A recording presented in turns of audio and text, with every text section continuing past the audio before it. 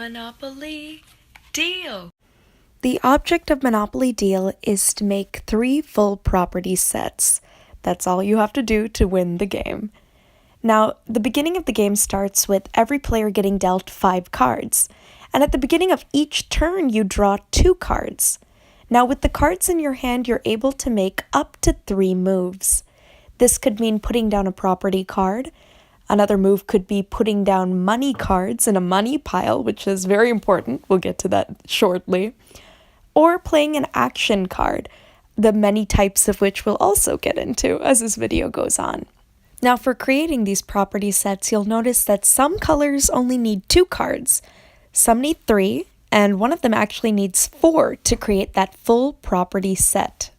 Most property cards are solid colored, but there are a few in the deck that are property wild cards, some that can be used for 2 colors, and some that can be used for any color in order to create that full set. Putting down property cards is a great way to use those up to 3 moves that you get per turn, because again, that is how you win the game. It's important to actually be putting cards down because, say for instance, you have a move where you can put down this yellow card. You actually aren't penalized a move by moving around your wild card, but you wouldn't have even had that option in the first place if you hadn't laid the groundwork in previous turns by putting cards down.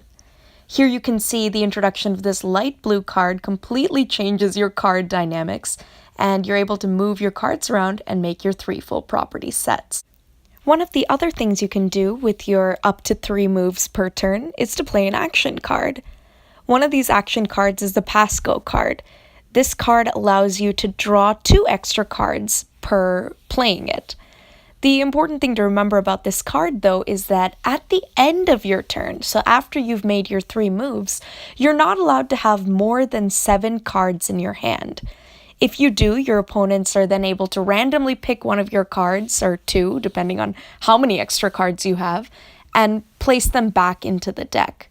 So that's why if you're going to use this card, be really careful to make sure that you have the correct number of cards in your hand, or at least what you'd expect to use.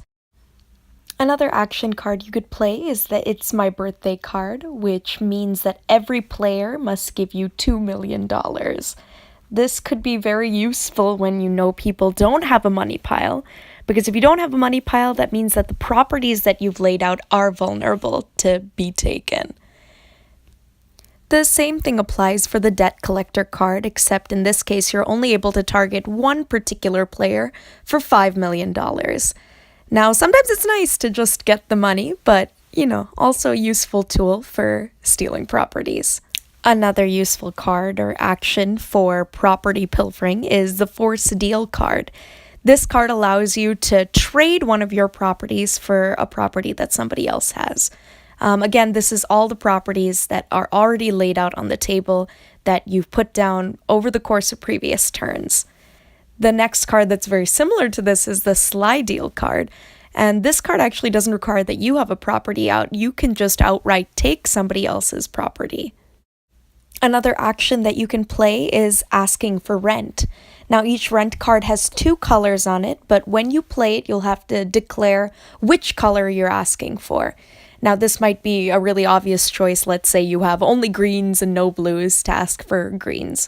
But if you have both, you can compare how many properties you have, how much that'll get you for rent. All of that is listed on each of those individual colored property cards. So keep an eye on that when you're deciding about rent.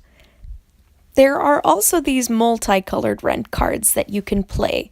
These, like the Debt Collector, only target one player.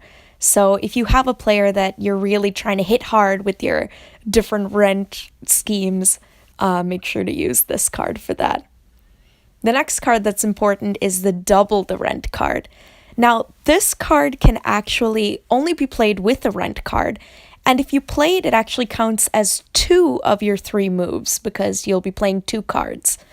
The Double the Rent card is pretty self-explanatory, and depending on what you bundle it up with, you might get a lot of money and maybe properties in return.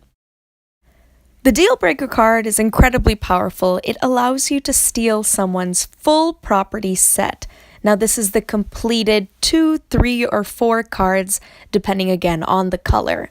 Now, this is especially powerful because the cards like Slide Deal and Force Deal, you're not able to take cards from full property sets. So usually by creating a full property set, you've protected your cards in some sort of way. That is until somebody comes in with a deal breaker. Now, it may seem like the deal breaker is the most powerful card in the deck, but that is not so. The real most powerful card in the deck is the Just Say No card. In fact, the only thing more powerful than a Just Say No card is another Just Say No card. There are 3 Just Say No cards in the deck, and you can use this card at literally any time whenever someone asks you to do something that you don't want to do. Be it paying rent, be it being deal broken, any action that you don't want to do for whatever reason, you can play the Just Say No card. Just be aware that they may have one of their own to top yours. We'll do a trial round to get a feel for it. Again, everyone starts with 5 cards, and at the beginning of each turn, you draw 2. Now I have 7 cards, and I play my first action, which is to draw 2 more. Now with 8 cards in my hand, I know I need to make at least one move, put down money in my money pile, and I get one more move, I'm going to use it and put down a property. Those are my 3 moves for my turn. Next, we'll go to the shark, draw for the shark, 2 more cards. Now the shark has 7. And the shark decides to actually just put down 2 cards. You don't actually have to make all 3 moves. It's up to 3 moves. So this is totally reasonable. The shark says, I'm done with my turn. And we move on to the alligator. We'll draw 2 for the alligator. And the alligator will first put down some money, being a little cautious, and then do something really interesting. Now, we haven't talked about these house or hotel cards. You'll see a couple of them through the deck. These generally are meant to be added to full property sets to increase the rent that these sets will go for. But almost every card in the deck has a monetary value that you can note at the top of the card. This one, for instance, is $3 million. Now, the alligator, playing conservatively, is actually choosing now to declare this card as money. When you declare any card as money, that counts as a move, and in doing that, you can never use that card as its stated purpose. For instance, this house will always be money, and here it'll be $3 million. Now, the next move the alligator is going to make is actually in putting out one of these property wild cards, choosing the one that has no monetary value listed at the top. This means that even if I'm charged rent, I won't have to give this card away because it isn't worth any official money. This also means that it can only be stolen from me using a sly or a force deal. So now the alligator very conservatively has $7 million in money stacks. I'll start my turn by drawing 2, and then taking a look at all of the cards again that I have. Just Say No, always a good card to hold on to. Some good rent cards. An important thing to note is that as you continue to use cards, you may actually end up with no cards at some point. When you play the last card in your hand, and you're left empty-handed, you're to immediately grab 5 cards from the top of the deck, and play continues on. Now for this turn, I'm trying to really take advantage of the fact that the shark has 2 property cards out, but no buffer in terms of a money pile. So what I'm going to first do is play the It's My Birthday card. This means that everybody in the game gives me 2 million. But because in this game change is not given, I end up taking one 4 million worth property and a 3 million that was put in the money pile and is always going to be considered as money. Next, I play both rent and double the rent, that's my 3 moves, and end up taking another 2 million from everyone. But again, since change isn't given, I end up turning a little bit of a profit here, and wiping out some of the resources that my competitors were banking on. This has been an overarching view on Monopoly Deal, a game of many layers, strategy, and endless fun. Make sure to take a look at the instructions one more time before you begin, and as always, start playing and all will become clear.